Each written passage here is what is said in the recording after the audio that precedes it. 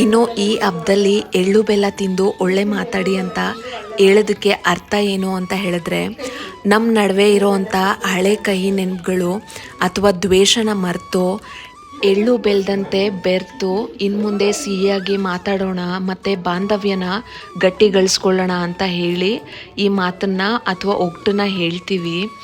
ಇದು ಒಳ್ಳೇದು ಮಾಡುತ್ತೆ. ಇದರಲ್ಲಿ ಕೊಬ್ಬರಿ ಮತ್ತು ಹುರ್ಗಡ್ಲೆ ಎಲ್ಲ ನಾವು ಸೇರಿಸ್ತೀವಲ್ಲ, ಇದು ಸುಗ್ಗಿ ಕಾಲದ ಸಂಕೇತ ಕೂಡ ಆಗಿರುತ್ತೆ. ಸೊ ಒಟ್ಟಾರೆ ಇದನ್ನು ಸೇರಿಸಿ ತಿನ್ನೋದು ನಮಗೆ ತುಂಬಾ ಆರೋಗ್ಯಕ್ಕೆ ಒಳ್ಳೆಯದು ಮತ್ತು ಪ್ರಕೃತಿ ಸಮೃದ್ಧಿನ ಕೂಡ ಇದು ಸಂಭ್ರಮಿಸೋ ಒಂದು ರೀತಿ ಅಂತ ಹೇಳ್ಬೋದು.